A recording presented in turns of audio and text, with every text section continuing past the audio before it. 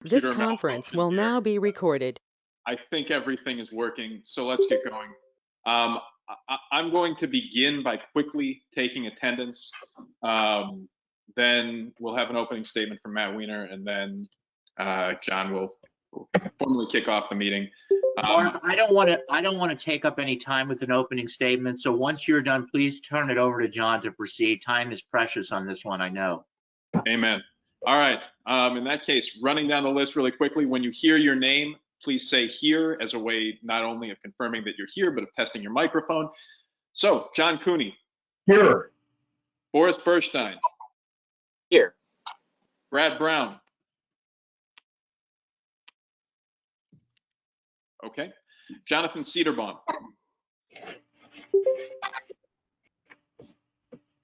Kate Crawford. Toby Dorsey. Don Elliott. Here. You. Russ Frisbee. Alex Givens.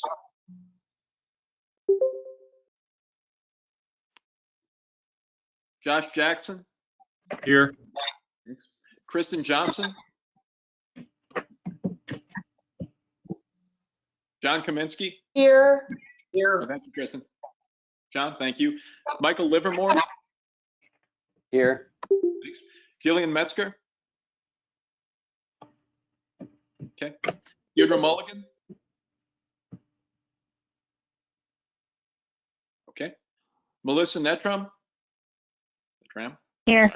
Thank Here. you, Melissa. Nina Olson. Okay. Eloise Pasikoff. All right. Connor Rasso. Okay. Ricky Revez. Connor Russell here, sorry. Thanks, Connor. Appreciate it. Bertrell Ross. Okay. Sig Shapiro. Here. Thanks. Coke Stewart. Here. Thanks. Elham Tabasi. Here. Thank you. Jonathan Hill. Here.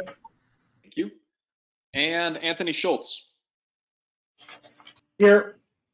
That concludes the list of people who had RSVP'd for today's meeting. If I did not call your name, would you please let me know that you're here and identify yourself? Hi, Mark. This is Nina Olson. I'm here. Hi, Nina. Thank you. This is Alex Manuel. I'm here. Thank you, Alex. Jim Tozzi's here. Thanks, Jim. All right. Catherine Sharkey, I'm here. Oh, thanks, Kathy. Sorry, the consultants do not need to identify themselves, but I appreciate it nonetheless.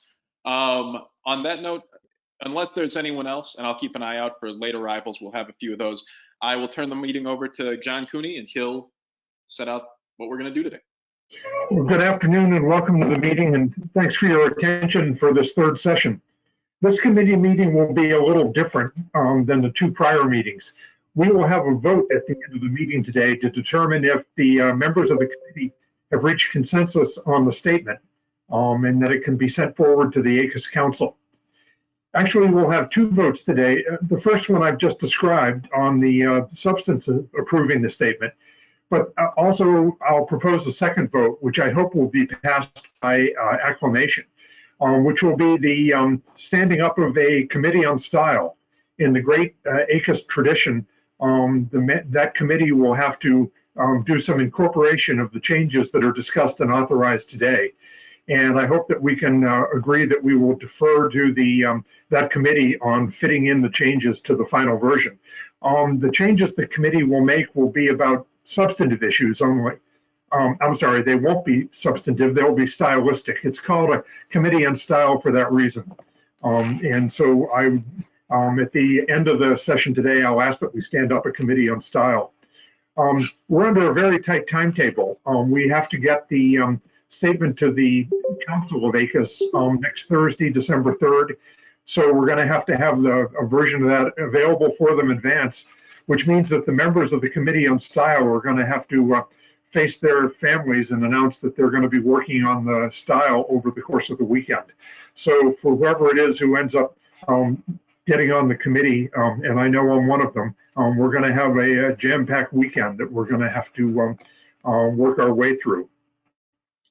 Now, since only the members of the committee are going to be able to vote on the motion to send this forward to the commission, to the full council, I'm going to try to keep the discussion today, the members of the council, on the theory that they will have the right to vote, so they should have a chance to hear their views heard. But I will try to work in the people who are experts who contributed so much to this project and have such intellectual firepower on AI issues. I will try to work them in as possible, but please don't get upset with me if you think that I'm going to members of the committee, because as I say, they're the ones who are eventually going to have to vote on this, and I want to make certain that they're heard to the extent possible. So to come to the substance, the first question for today is the one that leads off in comment A1 on the last version of the text that was circulated to you, which is whether the committee thinks that the statement as it stands today is too long, and whether the committee thinks the comments get into too much detail, that is, they get down too far into the weeds, and that the statement needs to be edited both for length and for trying to keep it at a higher level at which members of the various groups and the agencies that will be asked to review this can understand it. Because it does get down, the quality of the intellectual work that went into that, is this document as it stands, is quite impressive. And I also appreciate the work of the ACA staff in incorporating the 12 sets of comments that were received since the last meeting and trying to work them into the paper. They tried to work them in wherever they could, and that accounts to how this ran long, and the people who were good enough to give us those comments will undoubtedly recognize the pieces that they contributed. But as you will see from comment A1, a significant number of members of the committee have suggested that it is too long for readers in those various parts of the agencies, and that we should modify the document in this committee meeting to make it more accessible to people with different areas of expertise. So we'll start there. And once we've completed that discussion, we have 9 subject matters that we need to cover in what is left of our 2 hours. So time will be of the essence in trying to work our way through discussions of those issues. When I call on you, I'll ask to keep your comments brief and specific. They really are going to need to be concrete, because at this late date, it's not going to be possible for the Committee on Style or the ACA staff to work through broad legal comments or abstract philosophical issues. We're going to have to try to insist that if you have changes to suggest, they're concrete and explicit.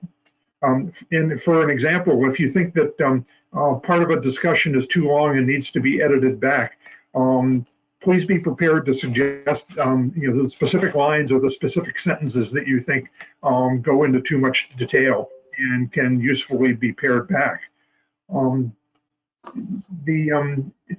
You will have another chance if there are other things you'd like to say, but you can't fit them in the course of the day today. There'll be another opportunity to offer those comments, which will be at the plenary meeting themselves when the statement is up for review.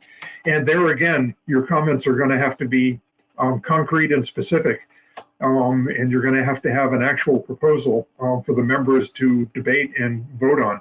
So I'd recommend that in the course of the day today, you think of yourself as being on the floor of the plenary and try to give the degree of precision that you're used to doing when you've proposed comments and other recommendations that have gone before the full plenary. So with that by way of showing you where we're going to head today, I'll come back to the top of page 1, comment A1. Who would like to be heard on their thinking about whether the statement has become too long and too detailed, and that we should find a way to pare it back? There's no ACUS target for this, and this is a decision that the council should make. So I open it up to the views of the committee members Yeah, I'm sorry. It's not that the council should make, I misspoke. It's what this committee should recommend to the council. And so I open this up to anybody who wishes to be heard on this. And I'll go to the chat function now and see who has waded in.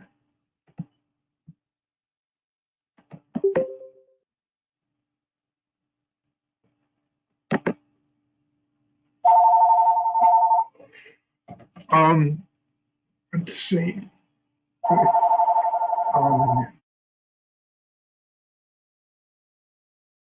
Mark, if you haven't seen it, there are some people who joined. They're represented in the chat function, but that's the only change that I see there.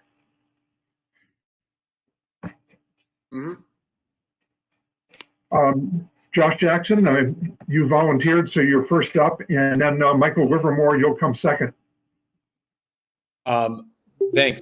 I think in terms of paring this down, I agree on that in the case of getting very detailed and specific aspects of artificial intelligence when we wanted to keep it broad and not define, because we didn't really define what artificial intelligence was. And if I remember correctly, one of the reasons for that was because of the broadness that we wanted to touch without putting too much constraint on the agencies. So that would be my comment in paring this down and removing some of the nuances of, say, deep learning, like the edge AI to machine learning to artificial neural networks, is they're all aspects of AI, but they have differences that start to make the agencies might start to say, well, are we in this? Are we in that? And paring it down in that regard. So to summarize, I'm in favor of paring or making this smaller with removing some of the narrow aspects of how we've targeted artificial intelligence. Thank you very much. Michael Livermore, then Toby Dorsey, and John Kaminsky after that. Great. Yeah, I just agree generally with the sentiment that the document's kind of too long. I also think that we have to worry about it becoming very quickly dated. And there is also Carrie's excellent report that we have. And so avoiding redundancies with the report, trimming down language that is likely to become dated, and generally in the course of the conversation of the next couple of hours, having a bias towards removing rather than adding language, I think is advisable. Right. Toby, you're up next. And John, I can't tell if you sent in a comment about A2 as opposed to A1. So after Toby, I'll come to you and ask where you would like to head next. Toby? Hi, John. Thank you. My thought about this is, yeah, this is getting long, and I'm kind of concerned that we're a little bit too in the weeds and too kind of wonky sounding. I think we need to think about who our target audience is. And personally, I think our target audience is someone who may not understand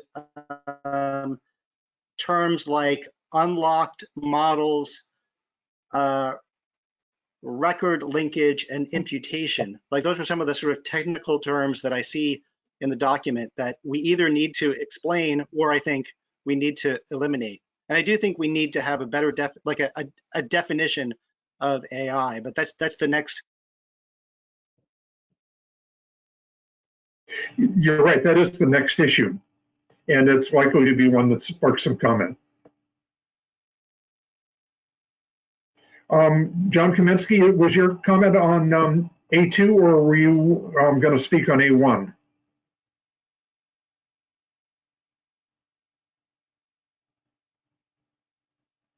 I would like to speak on A2, not A1. All right. If you don't mind, I'll come to you to start the discussion on A2, but for now, I'll skip over you and ask if anyone else wants to be heard about A1, the general question about whether the document has become too long and too detailed and perhaps too much using code words which are known to people who are active in AI, but may not be known to all the readers of this document. This is Don Elliott. I sent in a chat. Did you get it, John? Let me go back up and see if I've missed it. And if I have, I apologize. No, I'm afraid, oh, it came in after John, so that's why I didn't see it. Don, go ahead, and then Carrie Coloniesi, you're up after Don. Well, I don't think that the statement is too long. I think this will be an introduction for many people to AI. I do agree with the point that we ought not be using technical terms unnecessarily, but I don't think 14 pages single spaced is too long, particularly since this is the first time that that ACUS has addressed these issues. If we do decide to shorten it, I think a place that it might be shortened is in the description of why litigation alone is not effective. I think that goes on at some length and gives a number of reasons why it's not effective. But on balance, I think that's useful for people to be able to understand. Very good. Kelly, you're up next, and after that, we'll have Ellen Tabasi from NIST. Sure. I think I'm generally inclined to say shorter would be better. I think it would. There's a risk that a lot of I think the more important issues that are flagged here can get lost in a lot of detail. You know, and but you know, I obviously, if others think that this, it's not that the length per se is, you know, like but I just think that it goes into a lot of issues that we really haven't explored in detail. I agree with actually Don's point about the extent to which, for example, litigation will or will not address some of the concerns about AI. Frankly, I don't know that we have any consultant report directly that speaks to that question. So that's another general thought would be, you know, what in here is really grounded in what we have done so far. And I think what really the value of this statement is, I think I said this at the last meeting, is in highlighting issues or questions that agencies should be asking. And I worry a little bit about a little bit too much pontificating in here and making statements that seem more declarative and more grounded than we actually have the ability to ground. And I think again the point about the litigation serving to be able to ferret out some of these issues or not is a good example where I think we're extending a little bit beyond what we have presented to us here. All right, very good. I would like to thank Kate Crawford for writing out her response, her comments. Kate, if you'll forgive me, in the interest of time, I'm going to skip over an oral part of your report and ask Ellen Tabasi to give us a comment, and then we'll go directly to A2, and we'll lead off that with John Kamensky. Thank you. On the length, I think I don't have really, yeah, well, I should say, I think it's a good length. I couldn't think of anything that, you know, it's not that can be excluded or can be removed from the text. And I know somebody said that during today's meeting we should have a bias on shortening. I had a general comment that the issue of the safety and security never been mentioned in the document. Bias, transparency, privacy, performance, data all have been rightly so mentioned, and I thought that at least maybe in the section that talks about performance evaluations, a consideration for evaluation for safety and security could be added. But I also understand that goes against the adding to the length of the document. Well, it's an important point. If you could give a short overview about what you think the safety issue might be that could be flagged here. Before this discussion, I was thinking that maybe a paragraph, just like that privacy has its own section and bias has its own section, safety security can have its own section, again, as one of the things that agencies should consider when they are building or procuring AI systems. Issues of adversarial machine learning and how the AI systems can be manipulated to do things other than what they had been trained for, like the issue of the post-it note on the stop sign, that the AI system cannot recognize the stop sign, or designing glasses using 3D printers to print out specific glasses that can fool face recognition systems to recognize me as anybody who I want to be recognized as. So that is that would have been my suggestion if the length was not an issue. But if the length is an issue, and the section for performance evaluation, when you are talking about the considerations for evaluations, in addition to security, we can add safety and security. All right, good. We're going to move on now to comment A2. And I'd like to remind folks that we need to keep the comments specific as best we can, to comment on what's in the document itself, because that will be the thing that we either change or don't change. So it's going to be very important for the ACUS and for the members of the Committee on Style to have a firm, fixed view of what it is that you would like to change to support your comments. And with that by way of lead-in, John, take it away. And then I think that the next person who's come in after you is Anthony Schultz. He's written something in support of Carrie's point, but I'll turn to him and see if he wants to speak on A2. John, go ahead. Thank you very much, John. I just think that if we're going to talk about 9 different elements, etc., that we need to have an introduction that describes or defines what we're talking about. And I think ideally it should be in non-technical terms for the audience that we're aiming for. The definition that I put into the chat box is a synthesis of stuff from the Cambridge Center for Study of Existential Risk, Carrie Cardelisi's stuff, and then James Hendler. So I can provide footnotes or citations if we want to go down that path. So that's just my comment, is I just think that we need to upfront define, even broadly, even if we're saying we can't completely define it, but give some characteristics so that a reader has a mental image of what it is that they're applying these 9 different elements to. I agree that there may need to be something in the introduction, but the problem is that it was phased so broadly and referred to so many other documents that I'm not certain that the Committee on Style and the ACUS staff could work that in with the time period. Is there anyone, and I know that this is a very controversial issue, and because this has the potential for changing over time, and it's got such extraordinary breadth to it. I wonder if anybody would like to be heard on that specific aspect of the comment, and if there are parts of the text as it stands today that they'd like to use as the concrete basis for their comment. And this is going to be a hard one to try to resolve the rest of this section in about the 10 minutes that we have allotted to it. But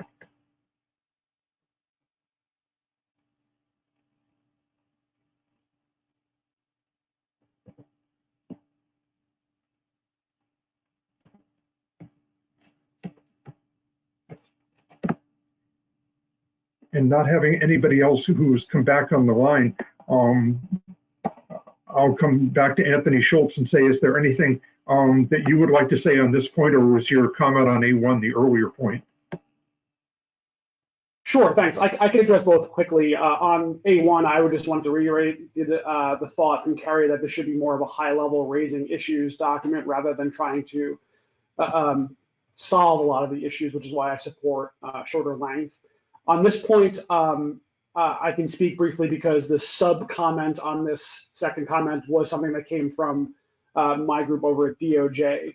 And if we do want to have a very high-level definition of AI, which I think we would support, one thing we wanted to flag is the distinction between what we call standalone AI, which are things that we either acquire or develop internally with a specific mission or operation in mind, versus something like embedded AI in commercial software, something like Siri in your iPhones, and the degree to which agencies might not have any control or very little control over the embedded AI programs is something that we might want to flag in this, because to the extent we're saying that you should be transparent and explainable, if you have very little to no control over an embedded AI function, it might not be appropriate for the agency to have these sort of requirements. So as part of the distinction of the decision whether to have a definition of AI, that's something that we might want to consider flagging. Thank you. All right, thank you very much for that. Is there anyone else who wishes to be heard on the specific issue about whether there should be a definition of AI in the introduction and a tangible sense of what that should be if you're going to suggest a change?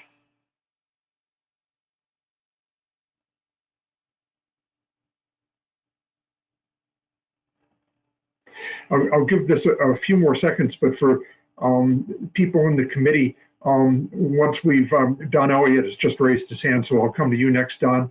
Once we've gone through the discussion of the definition of AI, I will ask if anybody has a comment on the rest of the introductory section, or whether we're ready to move to transparency, the first of the 9 specific items. Don, fire away.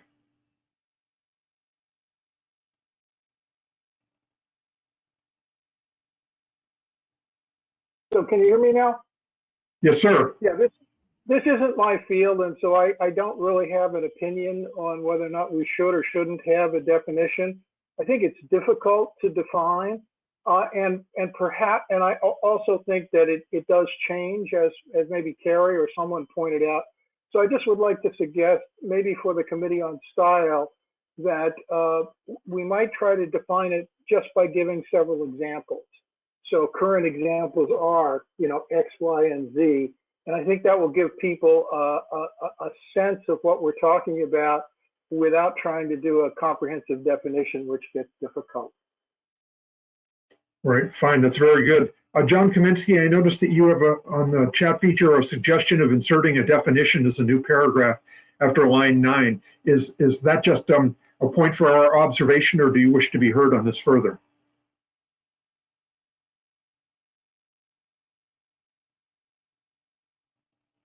I don't need to be heard on this further. That was just my suggestion. All right, good. And Carrie Colonnesi has weighed in with an agreement with you and thinking that your earlier comment went a long way toward a good definition for these purposes. So with this discussion, I think I'll declare the discussion of whether to have a definition over. And we'll ask the broad question whether, for the rest of the introductory section, which goes to the bottom of page 2, does anybody have thank you, Toby, for bringing in your comment on A2 as well. But I'll ask if anybody wants to be heard on the rest of the introductory section, or whether we can jump to transparency on line 38.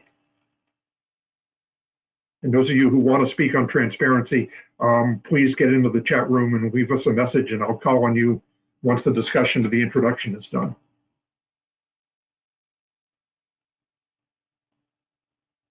And I think I'm going to ask if Mark could be our timekeeper on these. We're going to have to move this along, so we're going to have about 10 minutes for each of the 9 sections in the time remaining to us today. Sure, I'm happy to do that. Just for a point of clarification for my own sake and for keeping the record on this, do we have consensus on a definition of AI or not? Because this is, that's a substantive thing that we're not going to be able to do with Committee on Style. Do we have an answer? I'm just wondering. Fair question. Does anyone want to be heard on that point?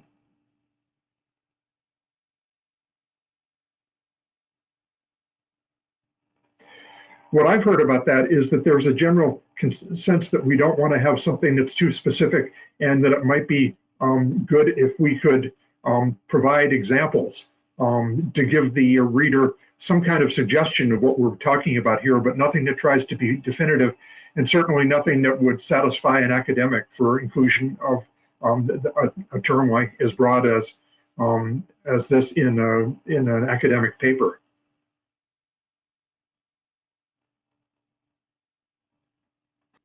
And Tim Mullins has just set up something on this that you may wish to consider the NDAA definition in OIRA's recent guidance. Tim, could you give us a brief sense of what that might be? I'm not familiar with that document. It's well, OIRA on last Tuesday issued their guidance for regulation of AI, the final document. They had proposed it in January, and they include in that the definition from the John McCain National Defense Authorization Act. I'm sorry, I don't have it up in front of me. Anyways, yeah, it's not the best definition. Everyone sort of agrees it's not great, but it's what OMB just adopted through their. And obviously, guidance for regulation of AI is different for agency use of AI, and that's an issue that the agencies have been working on for the last several years. But I don't. It's very specific. It's probably not what people want, but it is the one that the government has adopted, at least for the time being and for this context. So it's worth.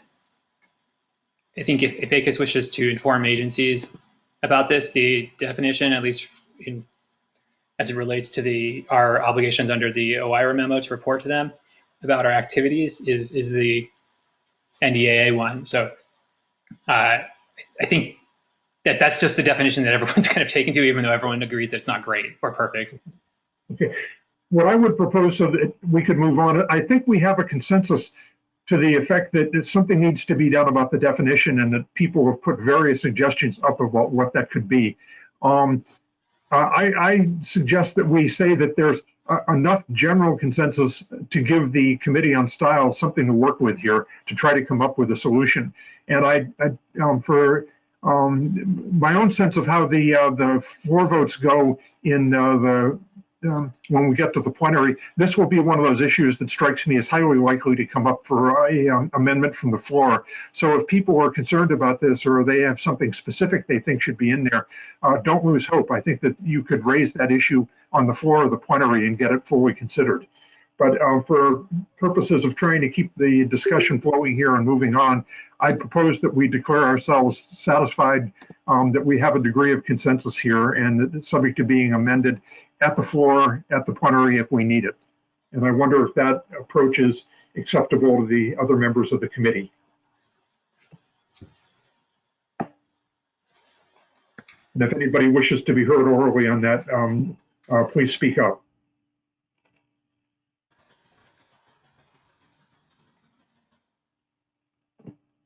John, I'm not sure what the consensus is. The I consensus hope we is arrived at one, but I'm not sure what it is. I think the consensus is on this one, we're going to have to trust the Committee on Style to take the comments that have come in so far. Everyone seems to be feeling in the same general direction, and that they try to continue feeling this in a way that would be understandable to the broad range of people from different aspects of agencies who are going to read this. There are a number of comments that are coming in about what might work or what might not work. Unless somebody has a very specific definition that they want to propose, and I see that Elham has just suggested one of those, and I'll turn to her next, that we trust the Committee on Style on this one to come out with something that's workable, subject to modification on the floor of the plenary if necessary. And Elham, go ahead. You say you have a comment on the definition? Yes, I will be very quick. The NDAA definition, as was pointed out, is very long.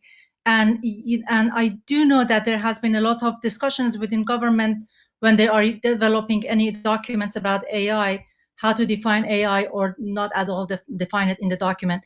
The plan that we released last year has a definition of AI. I'm going to post it in the comment, and we can, I think we referenced that NDAA definition there too. That definition of AI also was looked at by OMB and the whole government review and also industry and community review. So I'm gonna put it here in the comment for suggestion. All right, thank you very much. Does anybody else have a definition that they'd like to put before the group? Otherwise, I'd recommend that we move on the theory that we've given the committee enough to work with. They should be able to come up with something that addresses the general concern that's been raised, but they may not get it perfectly, and we may have to have this adjusted on the floor. But we could be all day on this issue. I'm told that this is what, for people who work on this issue in the private sector, that's something they experience all the time. This trying to come up with a definition is one of the eternal issues where the debate can take all day, and I'd like to move us past that.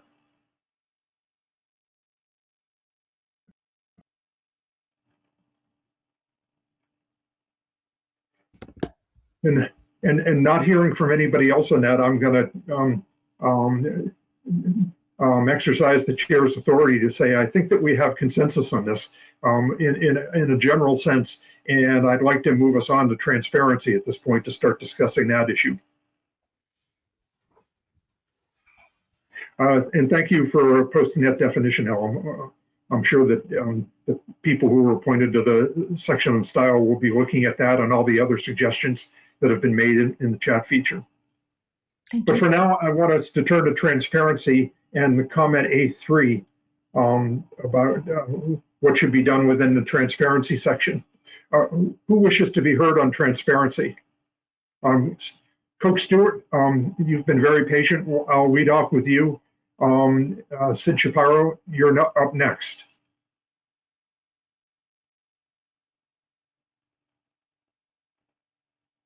Coke?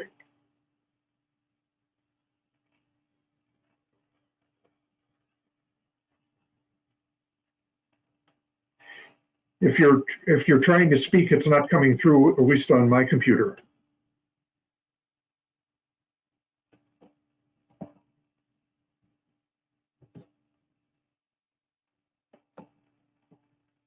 Well, not having heard anything to keep us going, Sid, I'll turn to you.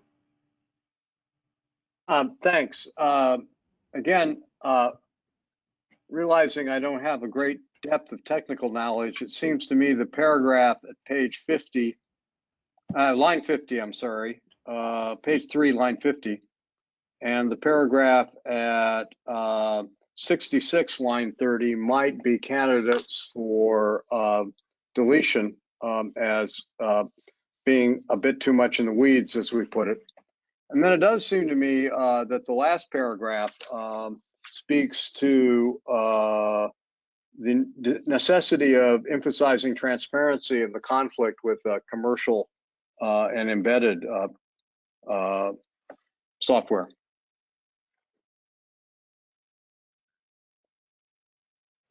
All right, very good. Thank you for that. I greatly appreciate the specificity that you have there. I'm going to try to come back to Coke now, if he's back online.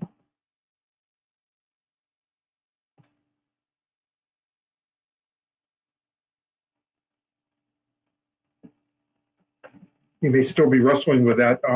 I'll give him a few more seconds and then give him further chances to try it. But after Coke, we'll come to Kate Crawford. Check the chat. I'm sorry? There are comments in the chat from him, I believe.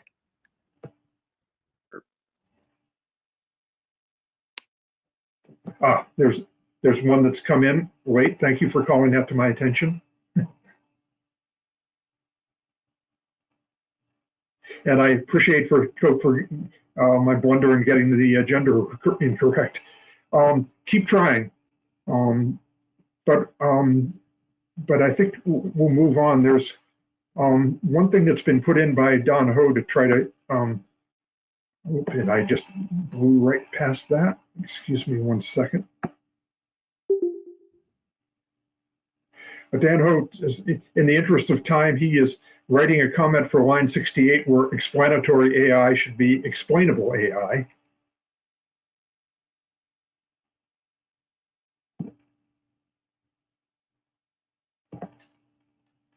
Oh, hi there. It's Kate Crawford just joining. I wanted to just add in a quick comment on transparency. Thank you for recognizing me to the floor.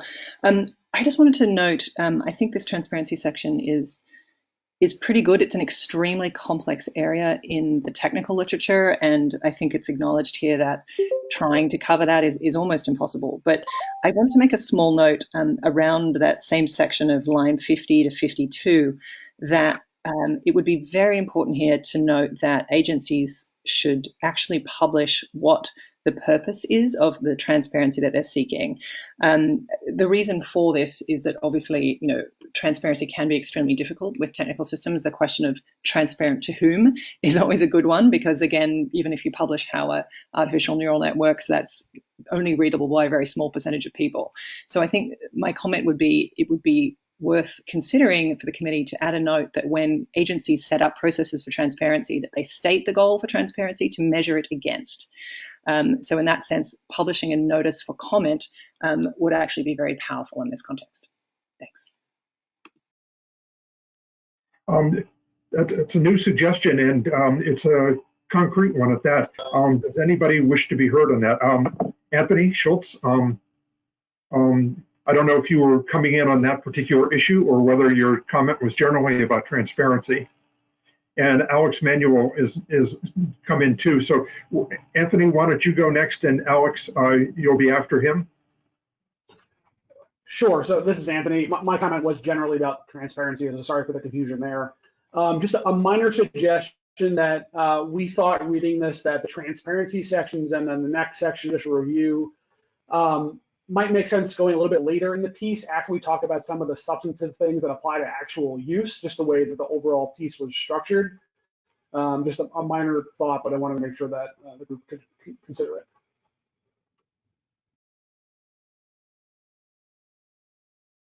All right, thank you. Alex? Yes, in the transparency section, the last paragraph on page 4, in the first full paragraph that begins in thinking about transparency issues. This was the point made earlier by one of the commenters that we should add a point about data security. So in mentioning the different considerations about under transparency, it might be worthwhile to add data security at that point, so that it would read, agencies should also consider data security and questions about intellectual property. Okay, good. Thank you. Back to Coach Stewart for a second. I want to thank you for putting your comments in the margin so that the committee and style and the members of the committee can have those in front of them when they're thinking about what needs to be done on transparency.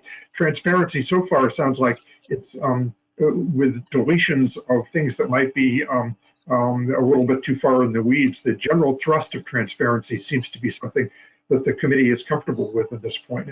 So I think the next person up is Michael Livermore with a suggestion on explainable AI. Yeah, so I would just remove the specific language, explainable AI, XAI. This seems like lingo that is likely to become dated quickly, or at least potentially dated, and just stick with kind of a conceptual explanation there. So it's just deleting those references and focusing on just the concepts that are being described. And this is the carryover paragraph on 3 to 4 that I'm talking about. Thank you. Jerry Ma has 2 comments. We've still got, I think, enough time on transparency to keep the discussion going for a bit. So Jerry, fire away. Great. Hope everyone can hear me. I have, my first comment is on lines 44 to 49. When we're talking about sort of adversarial settings such as enforcement in AI applications. And the way this reads to me is that we're sort of implying that when we're in an adversarial or enforcement related setting, then transparency is sort of less important than if we need to provide, public explanations. But in some cases, actually, the case for transparency is strongest precisely when we're in a sort of enforcement setting where perhaps the public is not going to be privy to the internal workings of the AI, but by virtue of that, the agency itself needs to be very cognizant of how the AI is operating internally, precisely because there's not that public control. So I would suggest either adding a clarifying clause at the end of 49 to make that clear. Transparency is important regardless of whether we're in a enforcement or sort of publicly transparent setting. And two, the other option would just be to eliminate the two sentences from 44 to 49 entirely.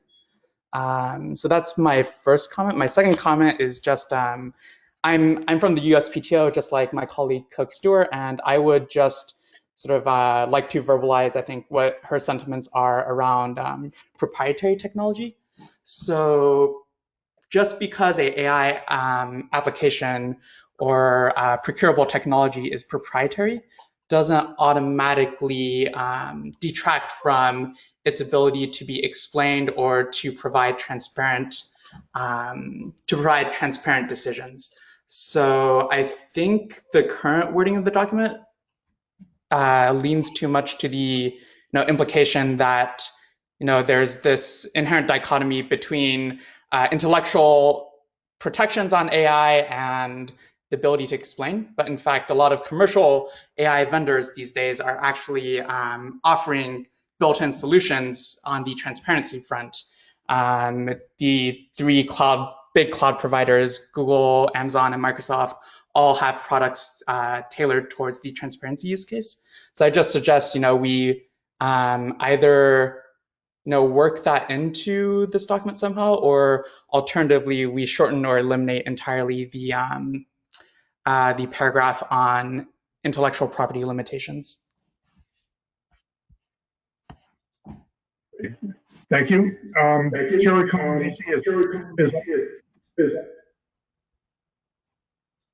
sorry, could you repeat that, please?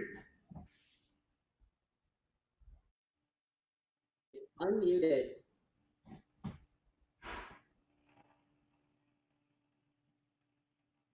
Am I next, John? Yes, you're next. Okay. Just to start back up a little bit higher, it's line 68. This is, I think, an area where the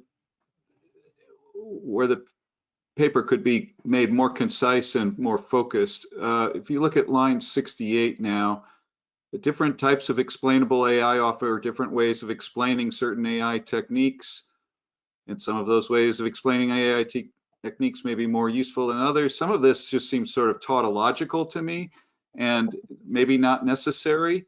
And what gets lost is that, toward the end here, agencies should consider how well their AI system will be explainable, and consider the any trade-offs that might exist between explainability and accuracy.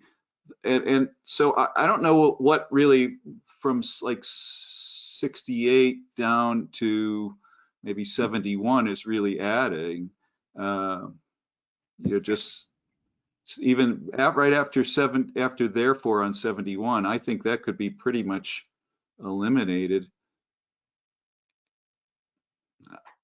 Okay, Carrie, to make sure I'm understanding you before I make this edit, yeah, delete.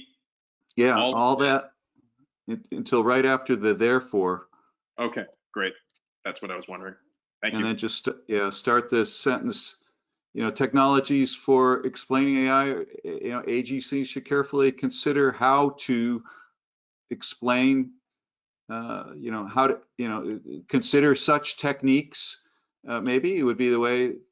And be and then I think just go to and be mindful, which is 75. Mm-hmm. Yeah. All right, thanks, Carrie, for that. Mark, do you have anything further on this point? And I think at this point, once you're finished, we'll have to move on to the next section to keep in keeping with our timetable today. That was one of the 2 points I was going to make. The other point I was going to make was, first of all, thank you, Carrie, for that suggestion. That level of specificity is extremely helpful as you're shaping your comments. Everyone, you are welcome to say or declaim whatever you want.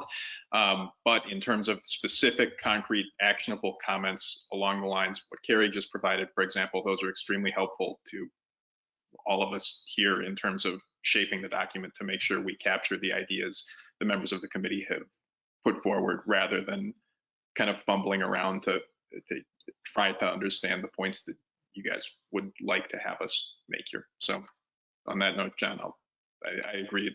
Our time is, it's probably time to move on to the next section. Good. Thank you very much, Mark. And thank everybody who is recognizing the time constraint and just putting your comments in the chat feature. They'll all be considered.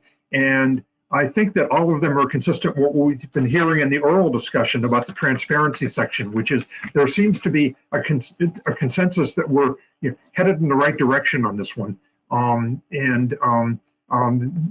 Everybody has been suggesting useful comments that we can do to strengthen this section. So I haven't heard any negative or disagreement. So I'm prepared to declare that we have a general consensus on transparency, subject to the consideration and work of the Committee on Style to incorporate the points that have been made. And I think we're ready to move on, but I want to double check with Mark first. I do have one more point along those lines. GoToMeeting does not provide us with an easy transcript of what goes on in the chat function. We can get it, but it requires us to copy and paste a lot of stuff. And to make sure that we get everything, particularly, for example, the committee's proposed definitions of artificial intelligence, if you have a proposed definition and you wouldn't mind emailing it to me, I can make sure that it's before the Committee on Style as we do things like that. Same with other substantive comments that you would like considered. The safest thing to do, in addition to putting them in the chat, is to email me. Thanks. Right. Thank you. Now we move on to judicial review of AI applications. We have one comment already that perhaps this appears too soon in the document and might be considered for placement further back. But let's take that to one side and then ask anybody who wishes to comment on comment A4, and after that we'll move directly to A5. So since this is about legal issues, I expect that we'll have a pretty active set of comments in this. So who wishes to be heard to start this one?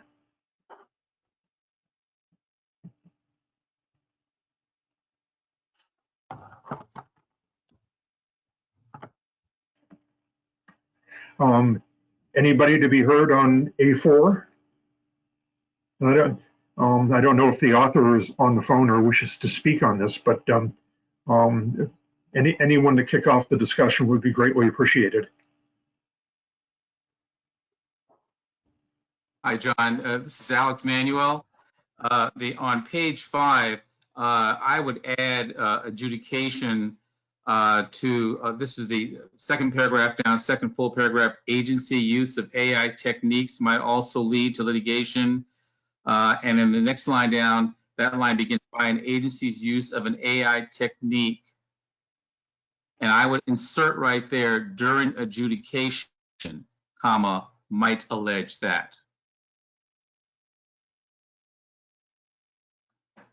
So there's a specific, it's specifically alerting people to the point that adjudication, AI techniques involved in adjudication might trigger particular concerns by litigants. Thank you, and thanks again for the specificity of the comment.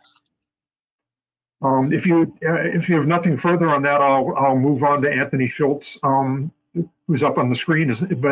Was that it, Alex, or did I cut you off prematurely? No, that was all, just to add those few words. Very good, thank you. Anthony? Sure, happy to chime in only because that comment came from DOJ. I think the general point that we had was, while the section is specifically focused on judicial review, in practice, it is many other types of review which will determine how agencies conduct AI and respond to criticism or comments. I gave Mark some thoughts on how to flesh this out in our previous set of comments, but if we don't think it's necessary to expand beyond judicial review, I don't think we need to relitigate them now. All right, thank you. Does anybody else wish to be heard on comment A4?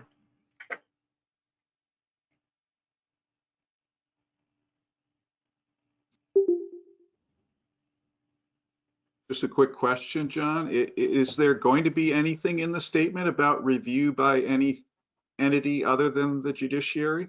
it seems to me that is a valid point that might be worth, again, in terms of highlighting issues for agencies almost in a checklist fashion, just keeping in mind there might be other institutions other than the judiciary to keep in mind.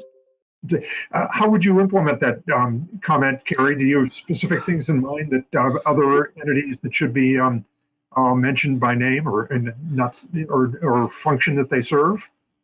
Well, I think if you have so much that you want to say about judicial review, and this is an area where I think the statement could be much shorter. If it were made shorter, then you could give sort of weight to these other institutions, maybe even with a sentence or something. But it is hard to contemplate here. I don't know whether it merits a total separate section, or maybe you say oversight of AI applications is the heading, and then you specifically start by saying that a variety of governmental institutions from the Office of Inspector General to the GAO to legislative committees will have an interest at times in the uses of AI by agencies. Okay. Well, I would say at times, I don't know if they'll often or not. Well, at times, and then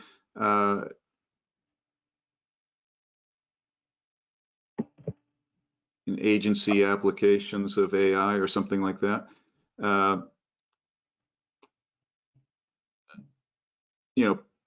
then maybe you could say perhaps, a regular institution that agency should keep in mind will be the judiciary and how it will respond. And then you can, that sort of introduces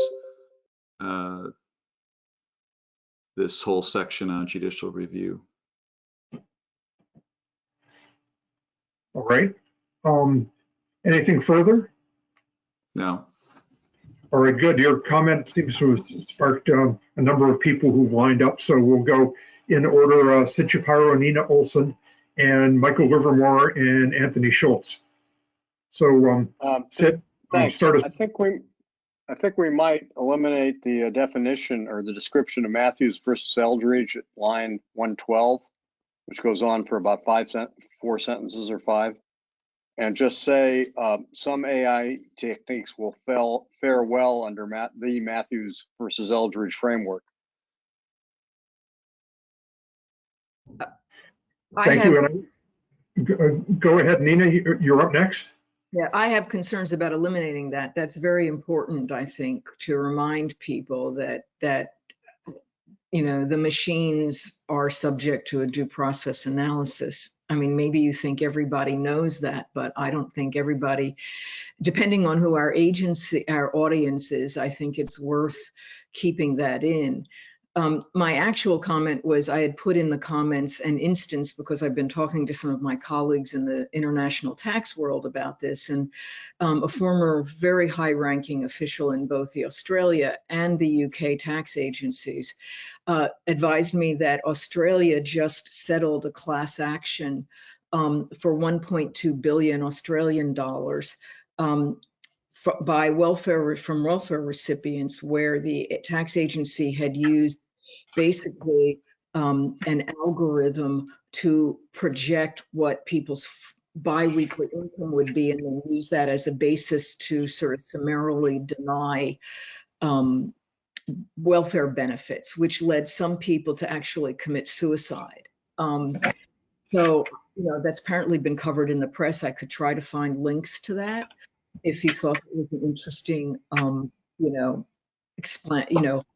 warning footnote. But I think that makes the point about the likelihood of error, et cetera, and the consequences that are at stake in using these kinds of systems.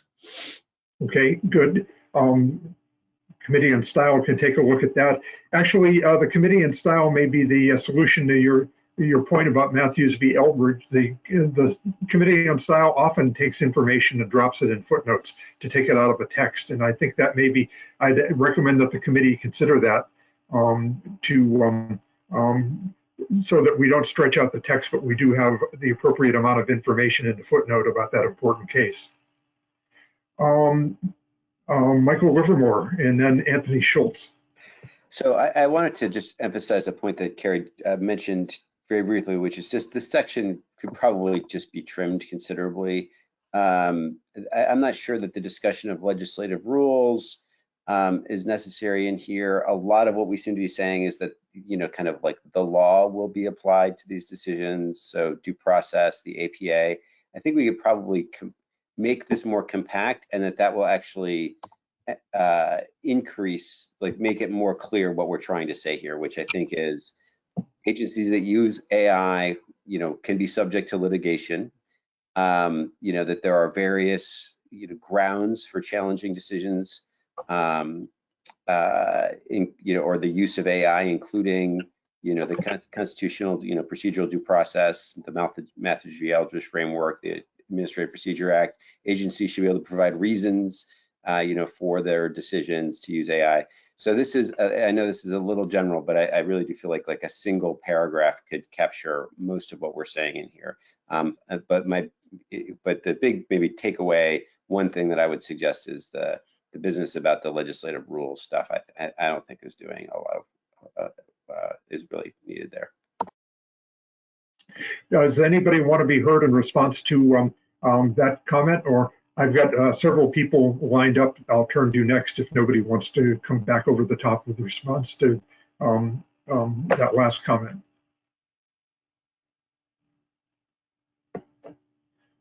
Not hearing anybody come back on that. Anthony Schultz has given us something in the chat feature, and I can't tell if he wants to be heard or just wanted to make certain that his agency's comments were highlighted. But the order I have is Anthony Schultz, Toby Dorsey, and Louise, you'll be up after that, and finally Catherine Sharkey. Listen, Anthony, I think I'd say briefly, maybe one way to bridge the gap between what we were talking about and Carrie's suggestion is potentially shortening and collapsing the judicial review sections and then the following section on oversight into one section on review and oversight, introducing that there are multiple different entities, including Congress, GAO, inspectors general, and courts that will conduct oversight at various times of AI, explain briefly what each might do, and then do the judicial review section that we have currently. And that might be a way to cover all the bases in a way that's appropriate in terms of length without missing anything. So that might be one way to do this that's the most efficient. Looking at Toby Dorsey's comment, I wonder if he isn't on exactly the same wavelength that you are. Toby? I'm not sure I have anything to add here beyond what I said in my comment. In fact, I was thinking, I think it's important that we talk about accountability, or whatever we want to call it, to Congress, to the IG, to the public. And I support Carrie's idea that we should do that when we talk about judicial review. I think the last commenter, I think I agree with that as well, that we should just talk about the fact that there are different types of reviews that are going to be going on. There's judicial review to determine whether it's legal. There's going to be other types of review to determine whether it's effective. And then there's going to be other types of review to determine whether it's appropriate.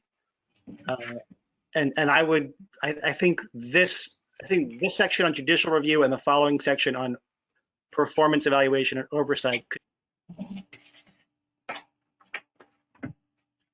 All right, thank you very much. I think I'll try to get us as quickly as I can to the next section, because the two do seem to be related in the comments. But first, Eloise, and then Catherine, your comments, and then we'll move on.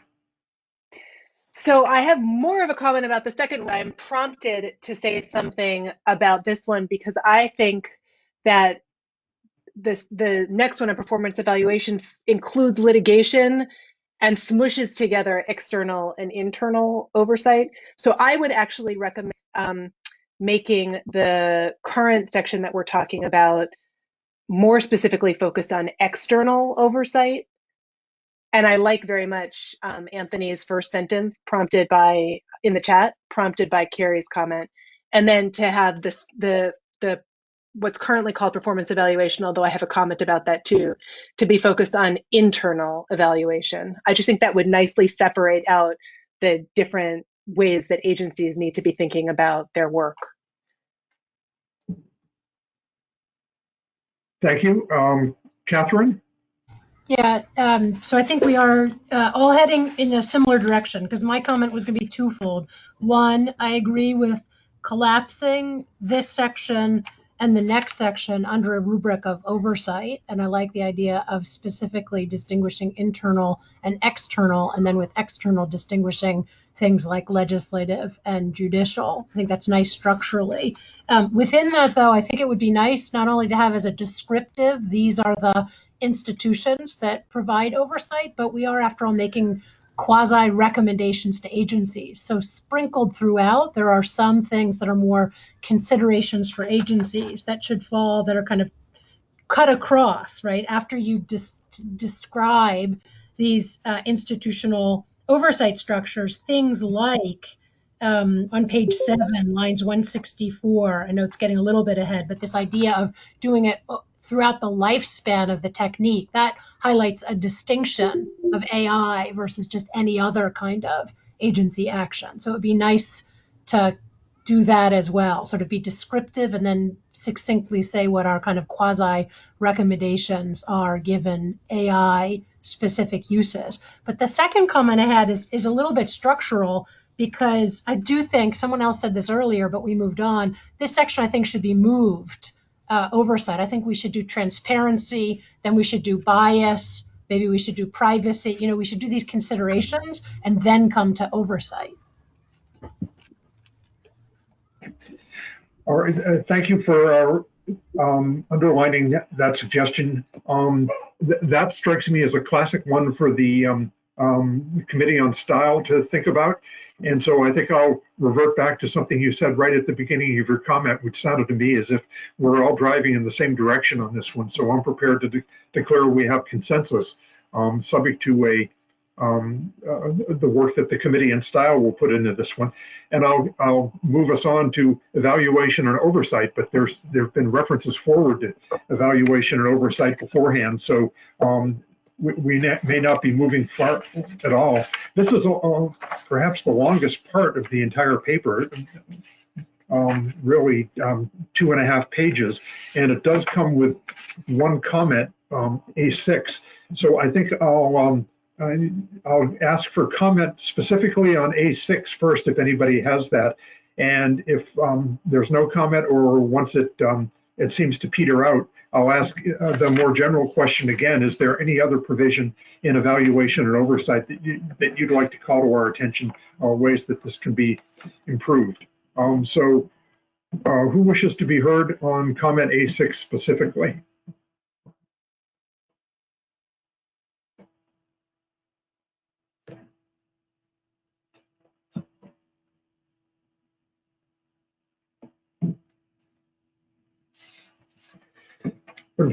Not hearing any.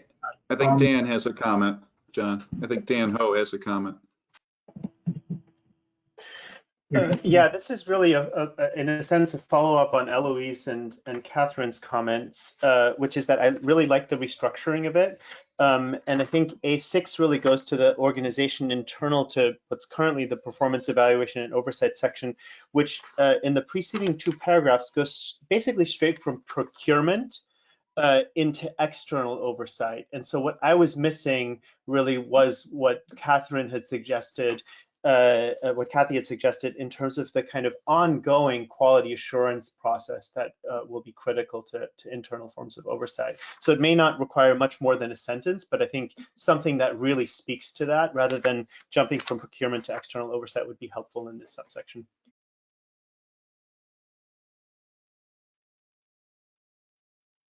All right. I've fallen behind a little bit here. I see something has come in from Toby. Toby, has that been taken care of? It was some minutes ago. Yes, sir. Thank you. All right. Who's next? We have some people who are waiting in to say that they approve. Carrie, do you have anything on this point? I see that you have one that you agree with Eloise. Is that, am I falling behind on that, or is that something that we need to discuss? No, I think that was to the prior section, but I think Kathy Sharkey is on the queue after Dan Ho. Great. Okay, Catherine, you're next. Great. So, of course, I agree with what Dan said on the restructuring. Just one comment, additional comment. On page 7, lines 144 to 156, this is kind of an area I might just excise. I think it's not our place to be opining how effective litigation is or is not in this area, why we might need other avenues. It would just, in the restructuring, I think we should lay out all of those mechanisms. I think we should tend to think in terms of how we hope agencies respond in light of those and give very clear, I think Dan put it very clearly, sort of the recommendation we're trying to get at line 164, because otherwise that gets lost in the shuffle. All right. Thank you. Eloise did. My machine is jumping in and out here, so I'm losing things here quickly. Eloise, do you have a couple things saying you have comments here? You're next. I do, thanks. Now that we've moved beyond A6, I just have a couple of broader thoughts about this section, which again, I think we should call internal evaluation. I also think that performance evaluation, even if we stick with this, is not quite the right word, because we're not talking about performance evaluation, which I take to be about how successful the outcome is of the overall thing you're assessing. What we really just mean is evaluating AI. So I don't think performance evaluation is the right term of art. But in any event, I would prefer to call this internal oversight or internal evaluation. So that would then lead to a few, if we were to do something like that, and if we really do split up the previous section and this section into internal and external, then that would just lead to some technical wordsmithing to take out all of the little external asides here. I don't know that the Committee on Style needs me to point them out, but there's a fair number of them that I think are just kind of extraneous word dumps here, sort of that don't go to the heart of what the key focus is. So anyway, I have a bunch of those, but maybe I'll leave it like that. Thank you. I see that the chat box is filling up with people who are agreeing with the suggestion that we're going in this direction.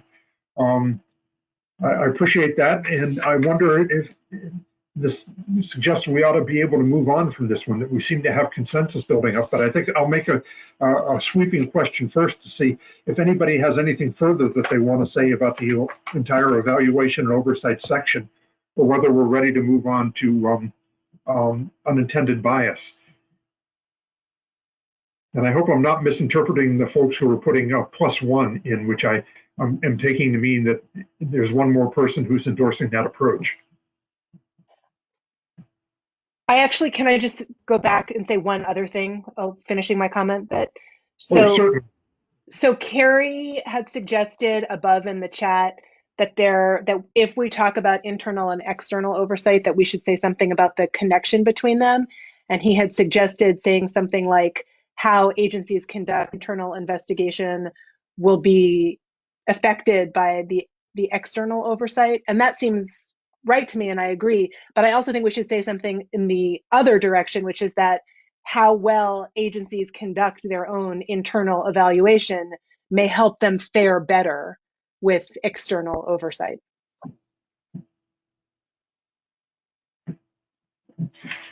Thanks for adding that. Does anybody else wish to be heard on this, or can we need to move along? I'd like to get on the unintended bias. So Michael Livermore, you were first to raise your hand on bias. So even though it's just wordsmithing, go right ahead.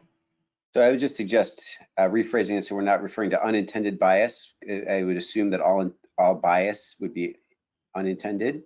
So we can just say bias, and we could say that bias is an unintended consequence or something like that in the language, and that would just carry through. All right, direct referral to the Committee on Style. Who else wishes to be heard on any aspect of the bias as an unintended consequence section?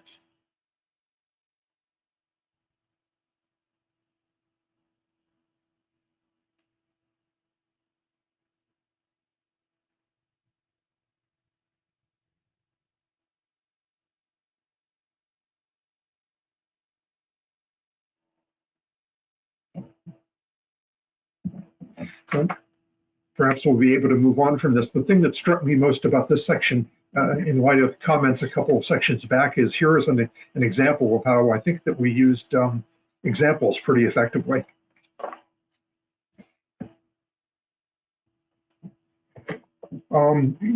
Kate Crawford, and why don't you go next while I'm reading some of the other things that have come in. Sure, and I would agree with you that this is an excellent use of examples in this section. I only have a couple of minor points. One is on line 208. There is a reference to the concern that agencies should evaluate whether a technique is likely to create or exacerbate biases more than the human decision maker it might replace. Just a small note here, I also want to agree with the earlier point to remove unintended. I mean, the assumption is that these biases are. But the note that I would like to add is to consider at least adding is to note that these forms of bias may actually be different to the kinds that human decision makers may include. This is something, again, that's just coming from the research literature, but this idea that, our technical systems simply replicate human biases or amplify them. In many cases, they're different, or they function in different vectors. So just to add here that that they either create biases more than in human decision makers or in other and new ways. All right, good. We have a number of comments that have backed up here. So Anthony Schultz, fire away. Sure, I just wanted to respond because it was DOJ that suggested including the term unintended or undesired bias in the first place. And I'm going to paste into the chat some of our justification for that without having to read it for the full group. Long story short, and you'll see there's something from OD&I with their framework on AI about this. Their point is AI is designed to have bias because you're distinguishing between different types of data sets and pulling out certain types of information. And so there's a risk that if you say our AI cannot be biased, that you're in fact going beyond what you're trying to get at. What you're really trying to get at is a legal bias or bias that is against regulations or principles in a way that harms individuals in a way that they're legally entitled not to be harmed. So that is our reason for distinguishing between bias writ large and unintended or undesired bias. And I understand maybe this is not something that's accepted by everyone, but that's just the justification that we had for suggesting this edit. And as I mentioned, there's something in the chat that explains exactly what we're thinking on this. Okay, good. Kurt Glaze, if people could bear in mind that we're going to have to move on from here reasonably quickly. Kurt, and then Kate Crawford is next, I think, and then and Dan Ho, if you want to speak, that will be the batting order.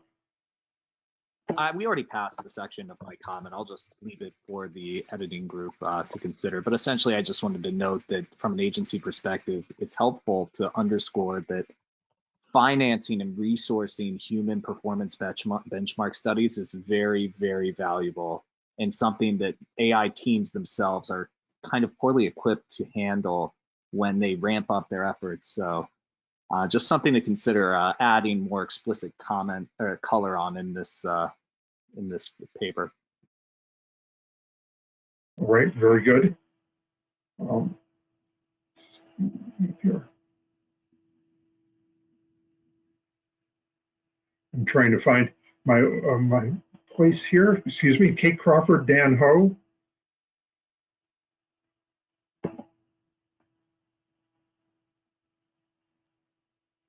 Oh, thanks. I think I've already added my note. I have a couple of other minor ones, but I'm happy to send them after the meeting, really just in terms of noting issues of classification as a core question. While bias is certainly an ongoing problem, the questions of how and why people are classified in certain ways is now an emerging issue for the field. I would just suggest a minor note, probably on, let's see, page 13, but I'm happy to add that by email. All right, very good. Dan Ho, you've got something in the chat feature. Do you wish to be heard on that, or should we keep moving on? We can keep moving on. It's a minor edit to just address one of the earlier questions about some of the technical language. All right, then Catherine Sharkey, I think is the only one I find still outstanding. We've got to move on from this section, so I'll make this the last comment. Thank you all. I just would delete the comment as, on lines 235 and 236 about potential equal protection challenges, and just say start with agencies should work diligently. All right, thank you. This is another area where we seem to all be driving in the same direction, with multiple comments to be considered by the Committee on Style. So I'm going to declare our work on this one done. We have a general consensus on it. So let's move on to technical capacity and contracting. This has a comment in it, but the comment is a specific suggestion on a minor or a short text change. But let's open this up to any comments that there are on technical capacity and contracting.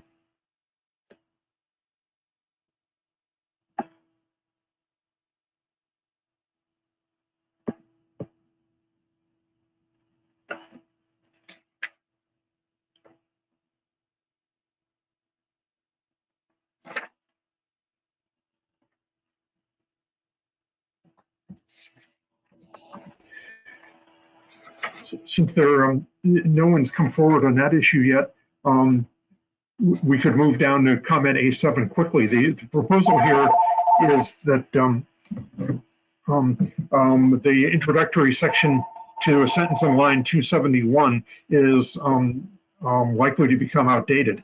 And I think it seems to the ignorant reader like me that that's right, given the speed with which AI seems to be taking over the world. So I think that there will be no shortage of experts in the near future on that. But that's simply a personal reaction on my part, and I wonder if somebody with more feel for the area wishes to address this point or not.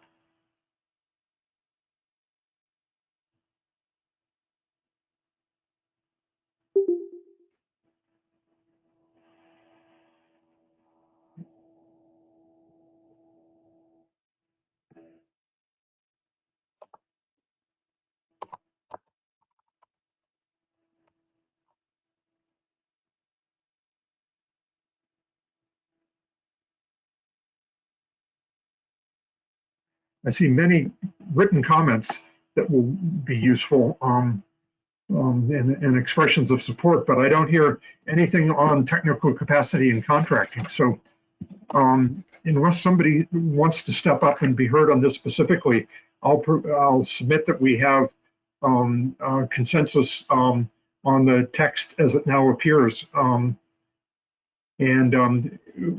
leave this to the Committee on Style, consistent with the way it's going to be shortening or making things more concise. They can take a look at this section since there are no suggestions on it.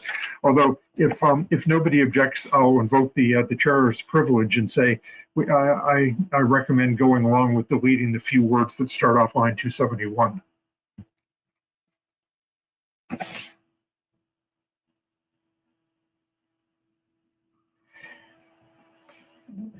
And still seeing no comments on this, then I propose that we move on to the next section on page 12, Delegation and Accountability, which again has one comment in it, comment A8, suggestion of adding a footnote. But to come back to something I said earlier, I think of adding footnotes and whether to do that is a basic function of the Committee on Style. So I don't think we need to discuss that one. So the question before the House is whether anybody has anything in general they want to say on the delegation and accountability issue.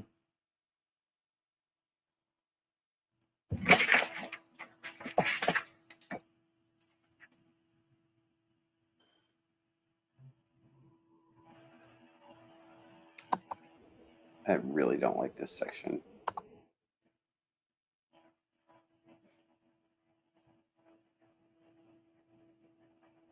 So what strikes you as wrong about this section? Is there, and what could we do to improve it? If you have a specific suggestion. Sorry, you know, I actually didn't realize that I was unmuted there. But that was a hot mic situation. And the reason I hadn't is because I don't have specific recommendations. I would change it to something like discretion. It just has it has this kind of ring of non-delegation stuff in there, which I really don't think is good. And I also think it can be quite shortened. So those are just two general thoughts. What would be the key points that need to be conveyed to the audience if the section is going to be shortened? Do you have a sense about as to which ones you think should be remain highlighted?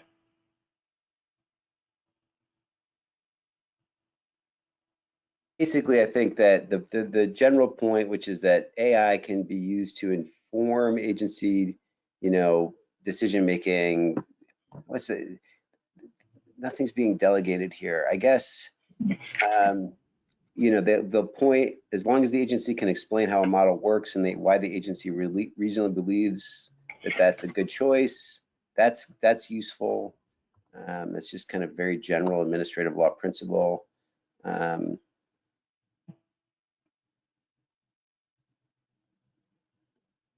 I mostly think the section isn't necessary. I'm not sure that the section needs to be there.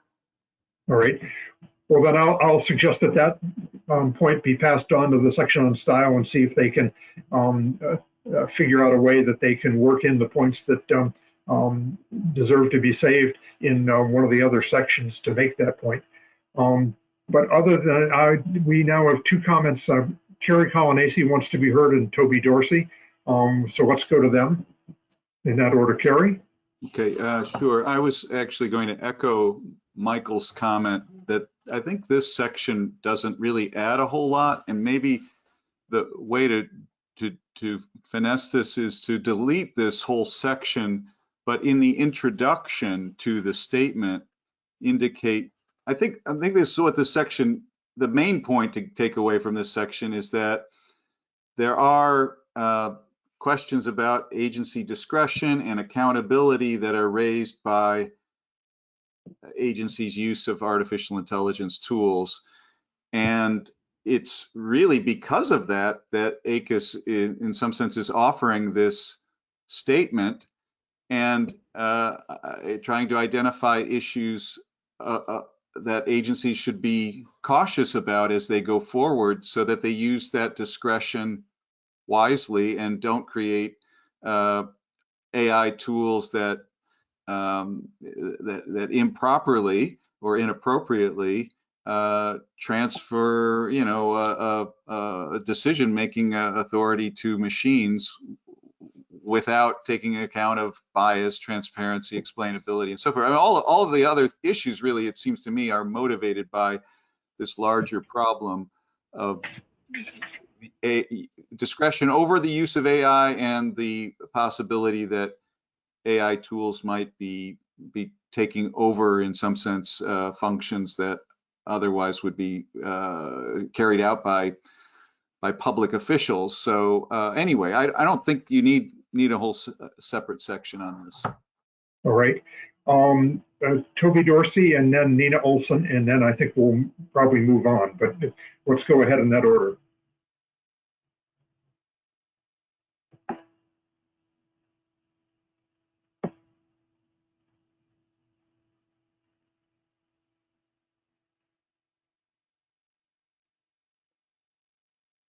Toby?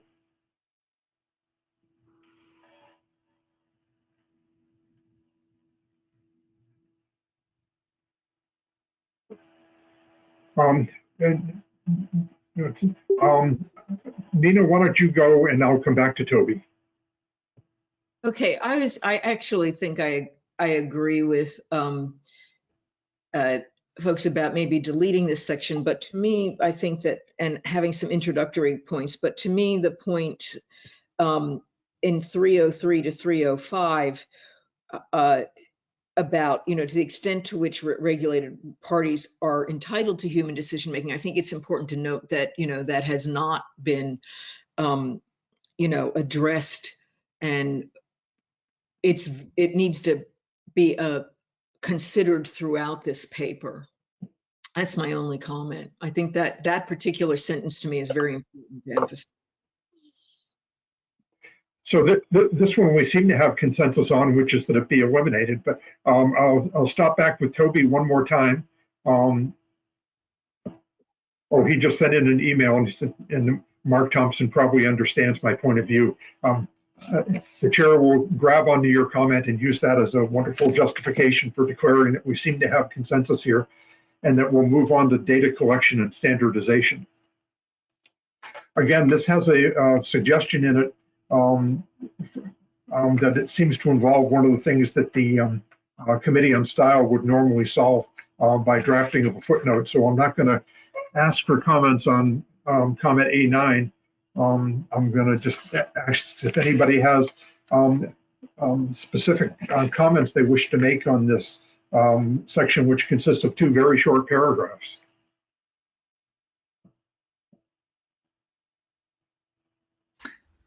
I have a comment. This is Elham Tabassi. It's about the title. It says data collection and standardization, but it's also talk about obtaining data. So it's not always about data collection in the sense that you go and collect data. So I was suggesting to change the name to data and standardization, or data and, or just data.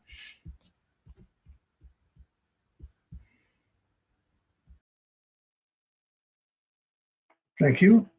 And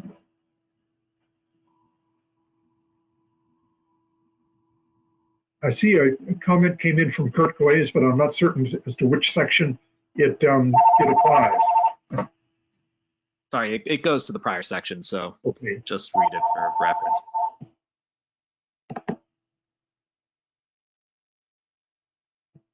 And somehow my computer just lost the visual screen, so I don't have the access to the chat feature anymore. Some kind of ad just got stuck in. So I'm going to be operating blind here for a while. Is there anybody else? Perhaps we should do this orally on a short section like this. Does anybody want to be heard about the data point, this small chapter, or are we ready to move on to privacy? This is Anthony Schultz at DOJ. I just wanted to echo Elham's previous comment earlier in the section about the need to put in something about data security as well. I think this might be a good place to do it. It doesn't need to be long, but we talk about collection and privacy. I think data security is an important point, and this might be the place to do it. So thank you for that. Good. Does anybody else wish to be heard on this particular section? Sure. It's Kate Crawford here. Very short point. In this section, there's just a very high level conclusion that agencies should consider to standardize their sort of data practices. And one of the things that's considered best practice now more widely in both academia and industry is using things like data sheets, the papers I can put citations to, data sheets for data sets, and models for model cards.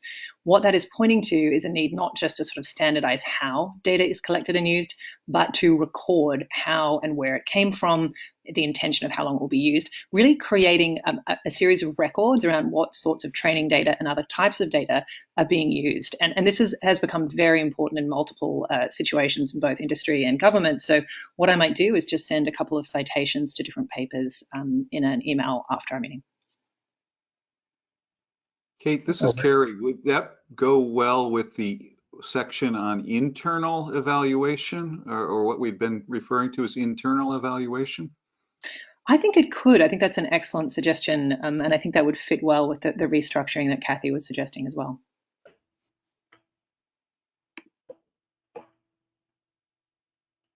Carrie, do you have anything further?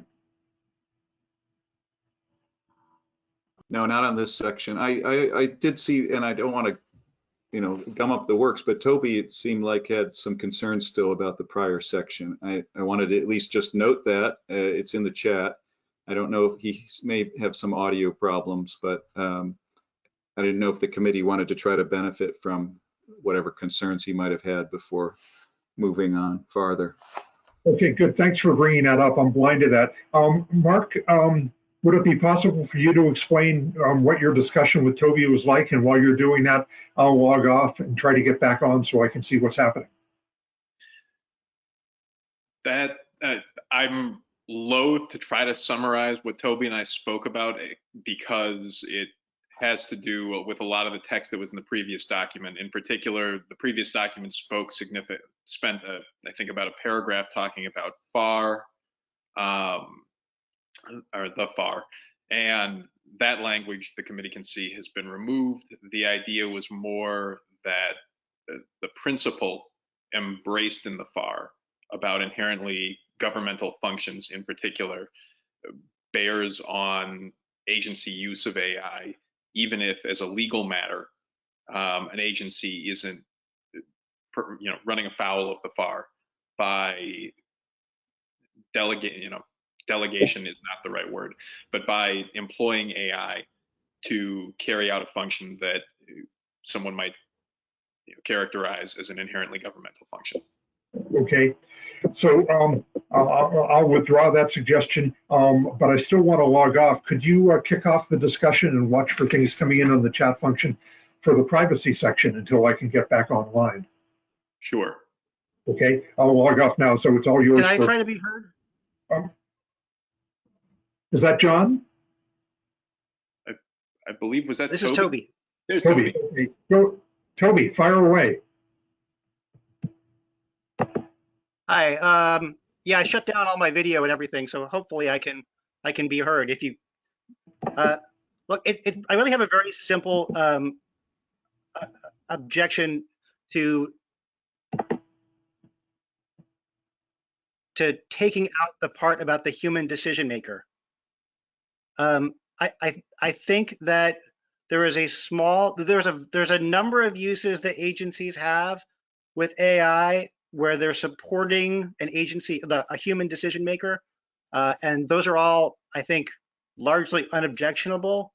I think there is a very small subset of cases where there's just too much authority being delegated or being given, or too much reliance being placed on the non-human decision maker, and that is, I think that is legally problematic, and I think it's problematic from a policy standpoint as well. And I think that that's worth saying, that agencies need to grapple with this. I'm not saying that they need to reject this, but they need to grapple with this. At what level is simply giving the decision over to AI unacceptable from that standpoint? Thank you. Does anybody else wish to be heard on this point? Yeah, I put it in the chat. This is Catherine Sharkey. But Toby, would you mind just being a little more concrete? So can you give explicit examples of the objectionable category where there are uses where it's not just supporting human decision making?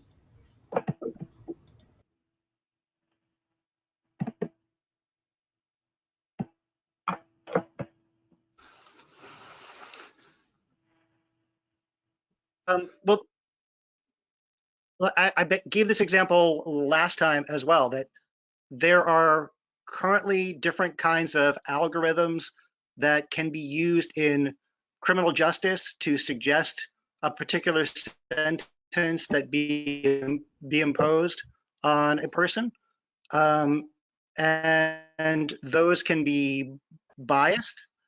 But apart from the bias issue, the simple idea that you are going to be have your your legal rights adjudicated by a non-human person raises issues about, the right to be heard, the right to, there are relations that we assume is a human decision maker that will.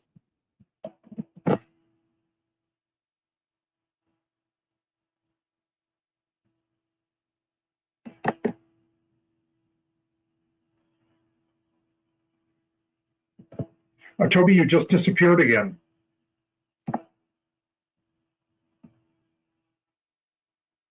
I have a comment, John, if you're taking a cue. Yep, Carrie, do that. I think Don Elliott's up next. Okay. After you. Mm-hmm. Yeah, I would just like to pick up on that. I agree with the need to identify this. This, I think, is really one of the key issues, and some of the consultants' reports talked about it in terms of automation bias. But the Hayward case, which we now cite in a footnote in the judicial review section, is, I think, an example of that, of where a compensation decision was just given over to an algorithm, and the algorithm did not consider some of the crucial factors like the rarity of the disease in question, and the court just rubber stamped that. So I do agree with the concern, and I think it needs to be highlighted. I think many of the people on this call who are very sophisticated recognize that you can't simply give something over to the black box of an algorithm or a machine and therefore feel comfortable with it because it was a decision made by computer. But I'm not sure that level of sophistication is shared by everyone in the society. So I think it would be a great, including judges. So I think it would be a great failing if we didn't at least acknowledge that as a potential problem that agencies should address. Could you give us a specific way that you'd like to see that put forward for people so they understand it? Well, I think the notion is that decisions should not be supported simply because they've been made by a machine, but that we need to make sure that that the algorithms consider the appropriate factors.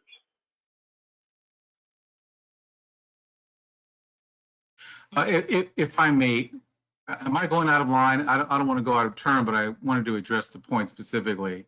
Go ahead, please. We're going to have to move on at some point because we've got about 15 minutes left, but and we need to cover privacy. But please go ahead with one more comment on this. Sure, just literally 2 seconds. But the couple of the commenters asked for examples. Examples would be when adjudicators or judges make two kinds of determinations. Anything involving a broad level of discretion and with respect to credibility of witnesses. Those are two areas where AI might be less suitable than, say, for instance, a typical enforcement case by an agency. So, Don, what would you think about including those two examples together with the affirmative point that you laid out? I think that's fine to give examples, as long as we don't wrongly imply that they're exhaustive, but just are clear that those are examples of situations where it may be inappropriate to simply feel confident in a decision because it's been delegated to AI. All right. Well, that would strike me as a classic issue for the Committee on Style. So if you have no objection, I'd propose that the last two comments be passed along to the Committee on Style to try to have something that would satisfy both comments.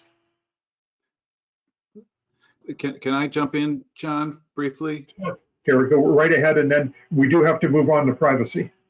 All right, just in line with, I do think still that this framing and whole section could be deleted, but I do think that Toby and Don raised really important points, and Alex too. I wonder though if those points are so important that really they need to belong in the very introduction. So after the addition of some definition of AI, it could be stated that the agencies use AI in different ways. And there's going to be differences in using it for enforcement and adjudication. But there's also differences in relying on AI as just an input or some information into a human decision versus substituting for a human decision as well.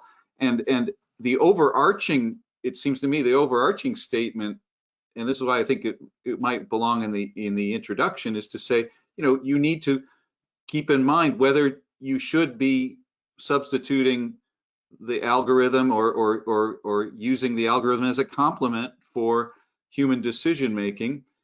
As you do, there will be questions about whether you're making an improvement in doing so, and whether you might be raising some ethical concerns about replacing government functions that ought to be made by human officials. Again, just raising the issue. As you do, though, this statement will highlight a variety of other issues that should be taken into account in in going forward. If you do decide to go forward, these are issues that you should take into account, something along those lines. And so it would put forward sort of front and center this point that I think is embedded in the delegation about whether to choose between machine versus human, and use that as a way of framing the entire statement. I like that approach. Alex, how does that strike you?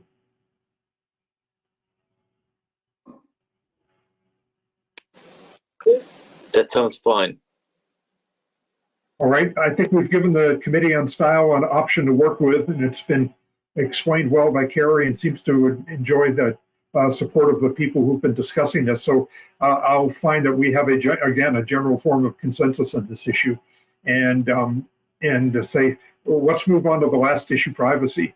We've got about 13 minutes left. I'd like to keep the discussion. It's a big issue to have to come to this late.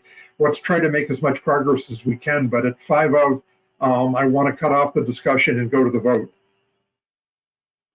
So who wishes to be heard on the privacy issue?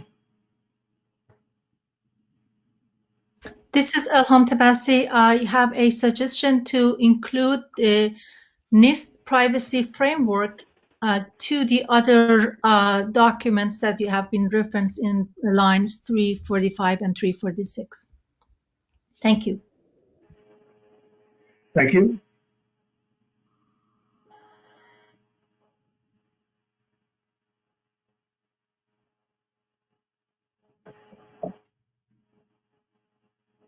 Does anyone else wish to be heard on this short privacy section?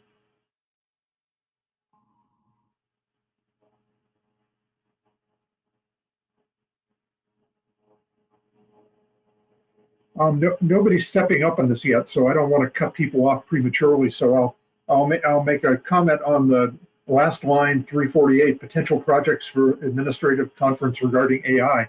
I think ACUS has been very interested in trying to find out that from the intellectual firepower and experience of the people on this call, if there are any additional projects that you would suggest that AI investigate and take to the council and see if there's any interest in doing those things. This is one of those opportunities. If there's something that's come up in the course of the day or the course of the prior to meetings that you're uncomfortable with and think you have a solution for, that don't forget the ability to remind the people at ACUS who are going to make decisions on future projects that they should give something that you think is significant a degree of their attention. That doesn't need to be done today necessarily, but don't forget that you still have that option available to you.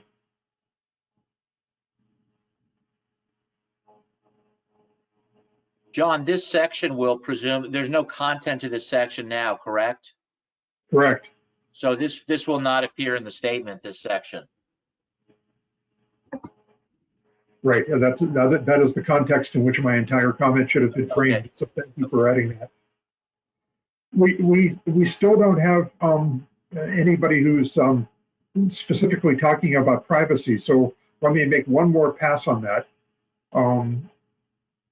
We're getting some useful comments in, but I don't see anybody who wishes to speak on this. If I'm wrong, please just speak up now.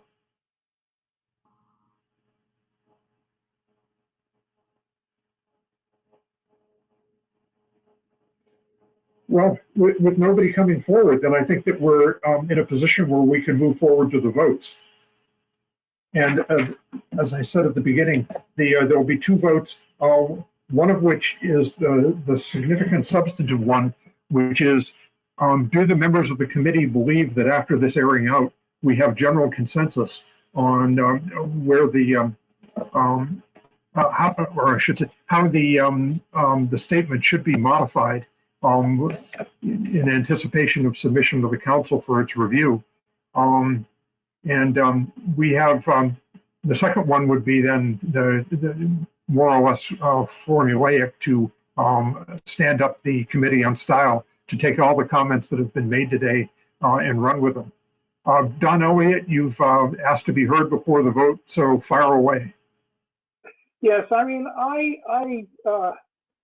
I'm a great believer in the Committee on Style, but I think in this instance, so much is going to be rewritten by the Committee on Style that I would respectfully suggest that we might consider having another draft circulated and have another meeting at which we can take a vote. It can be a short meeting, but I do think that this is a statement, and most of it is going to be rewritten. So I apologize, but I think that we're not in a position to have something definitive. I do think we have a consensus, but I do think that so much of this is going to be written by the Committee on Style that we should look at it before we vote. And who else wishes to be heard on that issue?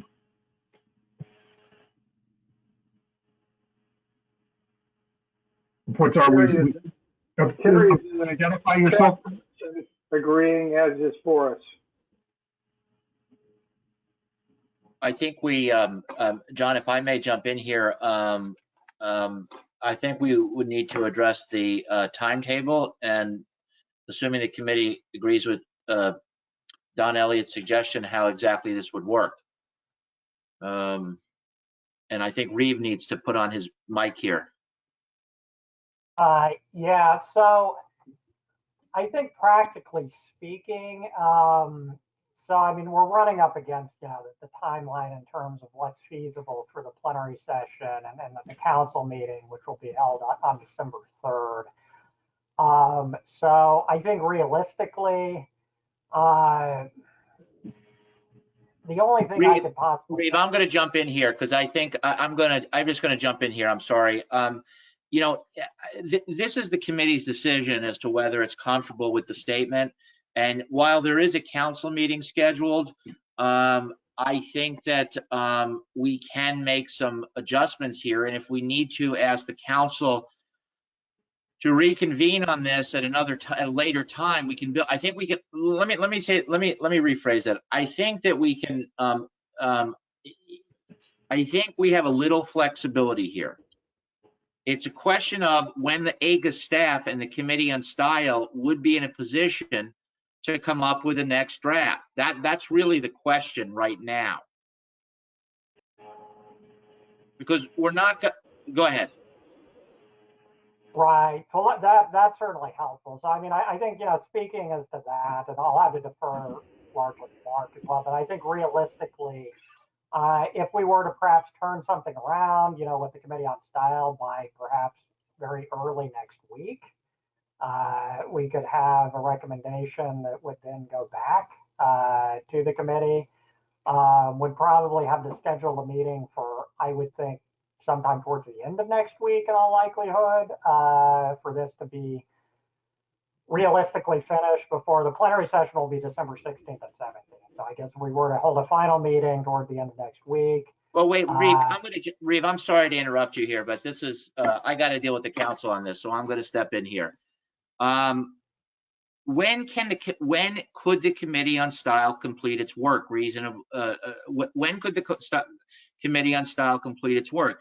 If for instance, it could finish its work by Monday, and I don't know if it can, maybe that's too ambitious, and there were a committee meeting on, could there be a committee meeting on Wednesday or something like that? I don't know.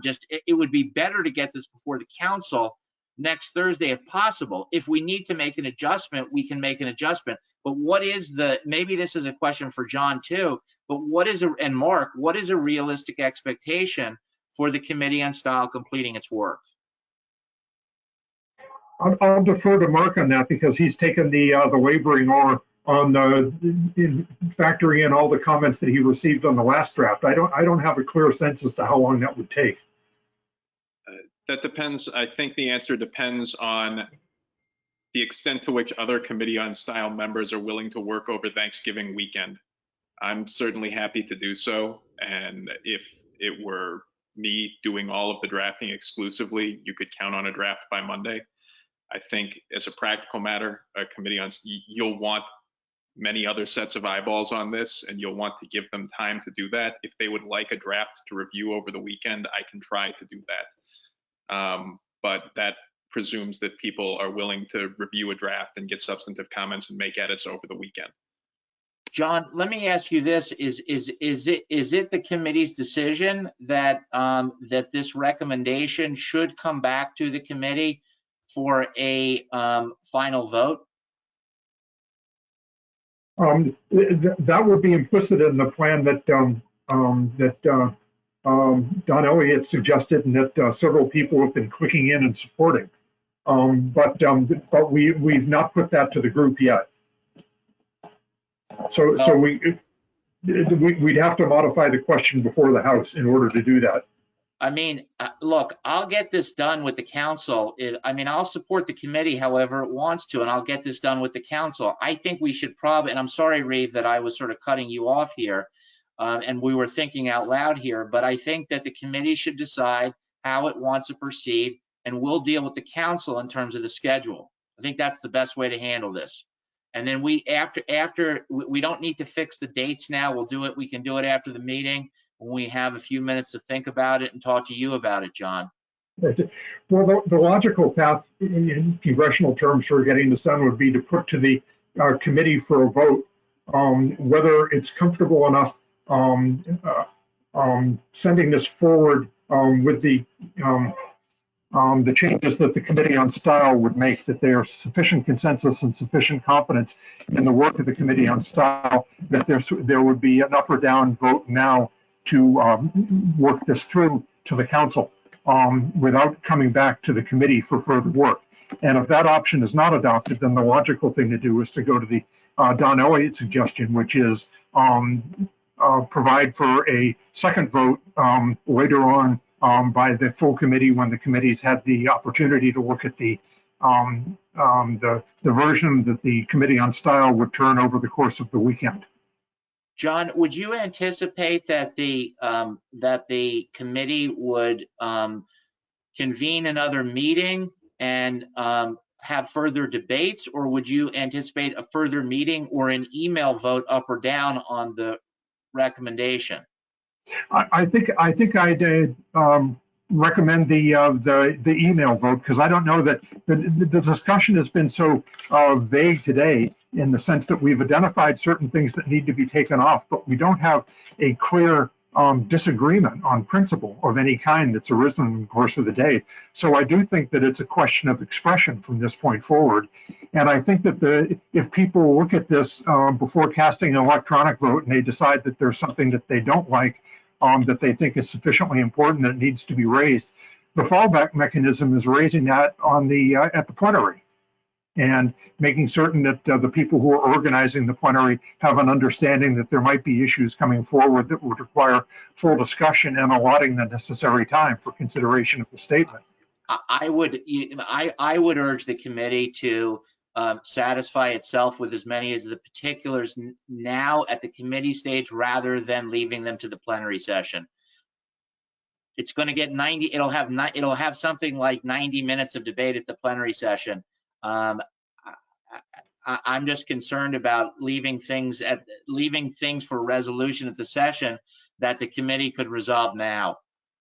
And I think that if the committee, I'm just going to offer my opinion here.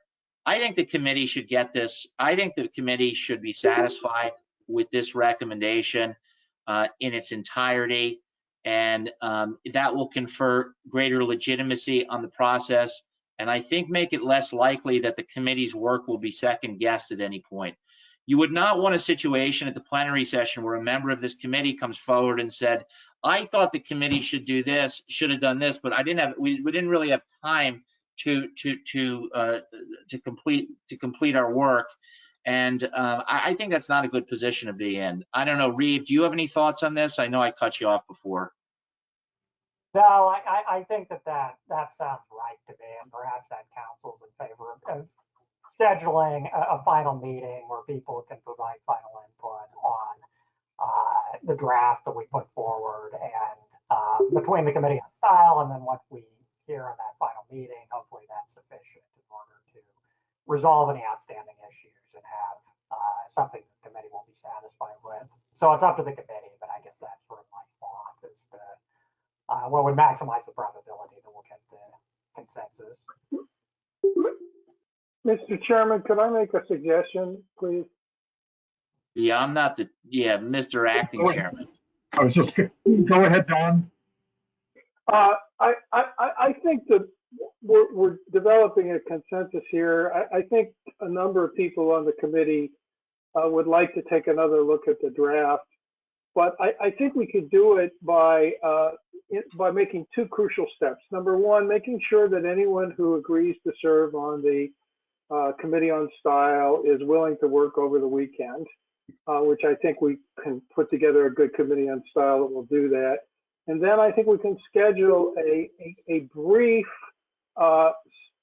next meeting, but with the understanding that anyone who wishes to make suggestions on changes in language before that meeting needs to circulate them by email in advance to Mark, and then he can distribute them to the rest of the committee so that we can focus on, not a lot of general discussion, but taking votes on particular language substitutions. And I think if we have those two understandings, I think it should work, and we should be able to get something voted by the end of next week. What about the further understanding that the any suggestions for further changes at the committee meeting would be limited to members of the committee and the consultants? I agree with that. I thought that, yes. And I think I agree with Matt that it's important to hash these things out at the committee level rather than at the plenary. So I think if the Committee on Style does a good job, there probably won't be a lot of suggestions for language changes, and in that case, we can cancel the meeting and take a vote electronically. But I think a brief committee meeting at which we go through any specific changes in language that people have suggested, I think that's much better than deferring this all to the plenary. So I agree with Matt on that. Mark, I see you're waving your hand. Do you want to be heard on behalf of the Committee on Style?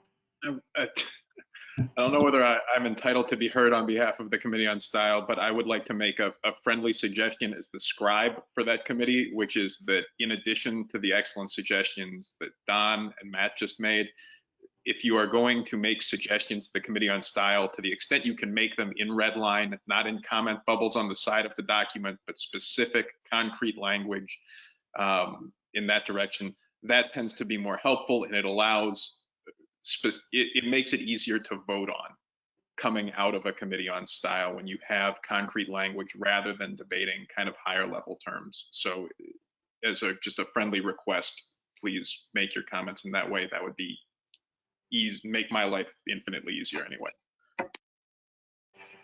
So I think that the next thing we should do then is to move on to the vote. Would somebody who had been involved in this discussion be prepared to restate the proposition that the committee will be asked to rule on, or to vote on, sorry?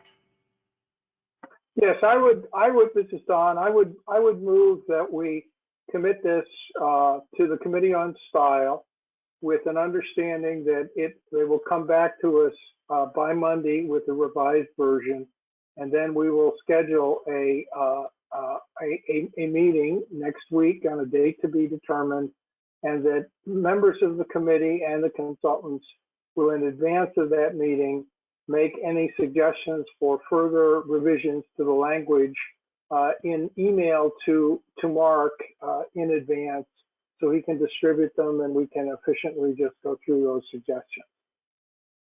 That's my suggestion for how we should proceed.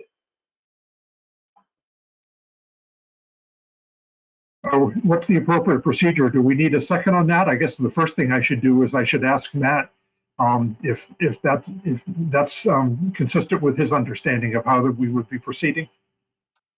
That's consistent with my understanding. In terms of, I don't know if Sean's on the phone, our general counsel, in terms of formality, I don't think any particular form of motion is required. It would seem to me that you could just proceed with unanimous consent here and ask if there are any objections to proceeding as John Elliott proposed. Is that okay, Sean? Sean's nodding, so that's good enough for me. Hopefully it's good enough for you, John. Yes, I'll move that we consider this to be adopted. There'll be a brief time for anybody to object to that, but if I don't hear anything soon, I'll declare that this thing has been adopted by the consensus of the committee, to follow along the lines that Don Elliott has just set out.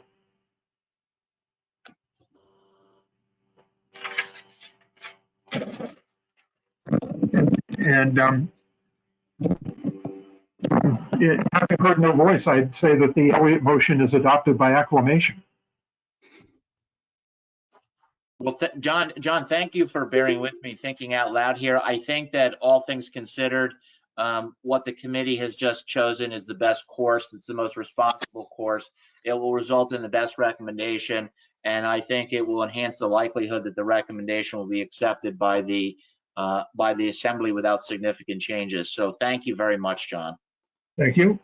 And I declare the meeting is now adjourned. Apparently, the odds are that we will have a further session early next week at a time to be determined. And we can schedule that, John. We can schedule that with you, tomorrow or whenever, soon. All right, the meeting is adjourned. Thanks all.